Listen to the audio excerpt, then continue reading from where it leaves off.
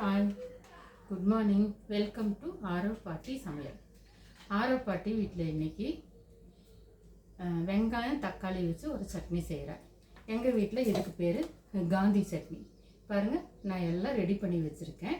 இந்த வெங்காயம் தக்காளி அரைச்சிட்டு தாளிச்சுக்கலாம். நம்ம எங்கள் வீட்டில் இந்த சட்னிக்கு பேர் காந்தி சட்னின்னு வச்சுருக்கோம். பாருங்கள், மிக்சியில் இந்த மாதிரி வெங்காயம் ஒரு 5 சின்ன வெங்காயம், பெரிய வெங்காயம் நம்ம நாளாக கட் பண்ணி போட்டுக்கலாம். ரொம்ப பொடியாக கட் பண்ணணுங்கிற அவசியம்லாம் கிடையாது.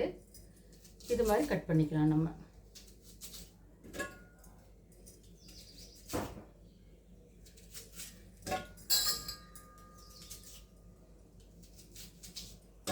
அதே மாதிரி தக்காளியும் இது கூடயே கட் பண்ணி போட்டுக்கலாம்.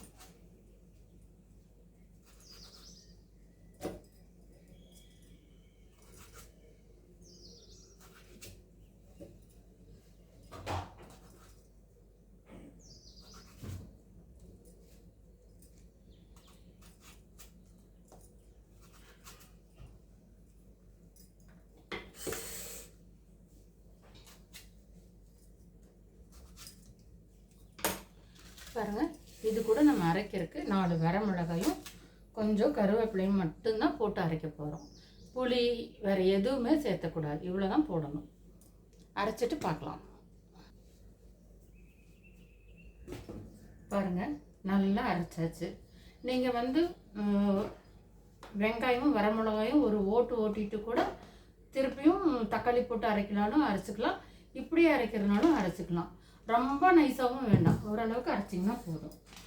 இப்போ பாருங்கள், நம்ம சட்னியை தாளிச்சிடலாம். அடுப்பு பற்ற வச்சாச்சு. ஆயில் ஊற்றேன். பாருங்கள், கொஞ்சம் எண்ணெய் ஊற்றினீங்கன்னா நல்லாயிருக்கும். எண்ணெய் அதிகமாக ரொம்ப அதிகமாக வேண்டாம். பாருங்கள், ஒரு 2 கரண்டி எண்ணெய் ஊற்றினோம்னா போதும்.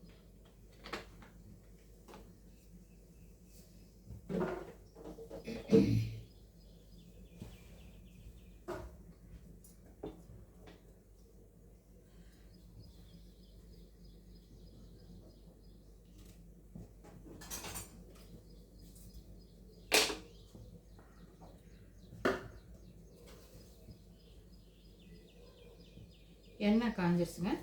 கடுகு போடுறேன்.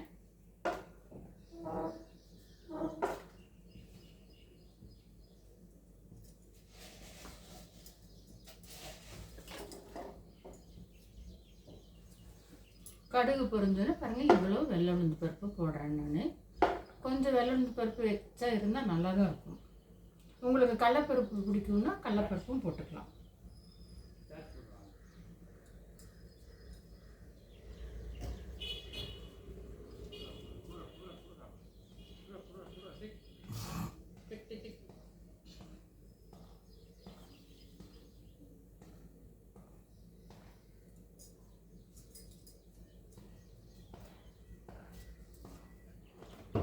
கடுகு பொரிஞ்சிருச்சுங்க.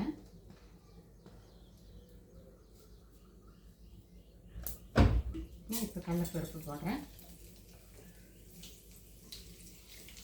கடலைப்பருப்பு லைட்டாக செவந்ததுக்கப்புறம் கருவேப்பிலை போட்டுக்கலாம்.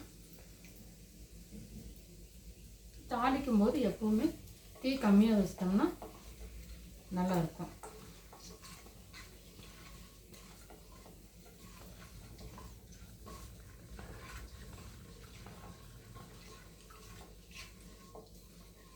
செவந்துருச்சு.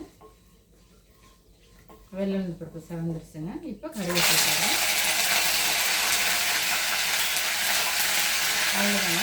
இப்போ நம்ம இதை ஊற்றும்போது கொஞ்சம் தள்ளி நின்று பார்த்து கவனமாக ஊற்றிக்கோங்க.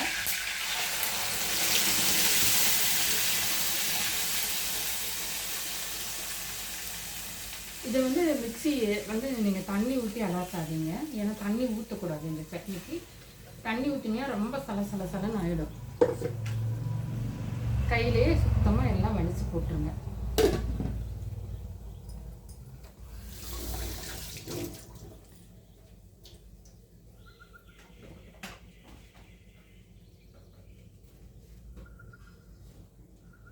பாருங்கள், இவ்வளோ உப்பு சேர்த்துக்கிறேன்.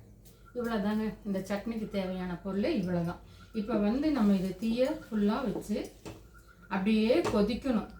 இன்னொரு விஷயம் வந்து இது கொதிக்கும் போது ரொம்ப படப்படன்னு எல்லா இடத்துலையுமே தெரிக்கும். தலை நல்லா கொதிக்கும். அதனால் நீங்கள் மூடி வச்சுருங்க. பக்கத்தில் வந்து நீ திறந்து பார்க்கும்போது கொஞ்சம் கவனமாக திறந்து பார்த்தீங்கன்னா போதும்.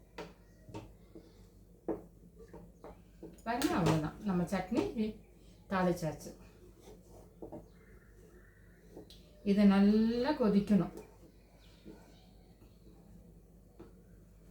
நல்லா கொதிக்கட்டுங்க. நான் உங்களுக்கு காமிக்கிறேன் மறுபடியும். பாருங்கள், சட்னி ரெடி ஆகிடுச்சு. தெரியுதுங்களா? நீங்கள் ஓப்பன் பண்ணும்போது இப்படி வச்சுக்கோங்க. இந்த வடை சட்டி மூடியை இப்படி வச்சுக்கிட்டிங்கன்னா மேலே தெரிக்காமல் இருக்கும். பாருங்கள், எவ்வளோ வடை சட்டி நிறைய அரைச்சி ஊற்றணும். இப்போ அதை சுண்டி எவ்வளோ வந்திருக்கு பார்த்தீங்களா? இவ்வளோதாங்க. ரொம்ப ட்ரை ஆகக்கூடாதுங்க. ரொம்ப ட்ரை ஆனாலும் நல்லா இருக்காது. அதே சமயம் ரொம்ப தண்ணியாக இருந்தாலுமே நல்லா இருக்காதுங்க. நம்ம கொத்தமல்லி தழையை தூவி விட்டு இறக்கிடலாம். சட்னி ரெடி ஆகிடுச்சுங்க. பாருங்கள், சைடில் நான் இட்லியும் ஊற்றிட்டேன். வாங்க, பாட்டி வீட்டில் காந்தி சட்னியும் இட்லியும் சாப்பிட்லாம். என்னோடய வீடியோ பாருங்கள். பிடிச்சிருந்தா லைக் பண்ணுங்கள், ஷேர் பண்ணுங்கள். தேங்க்யூ.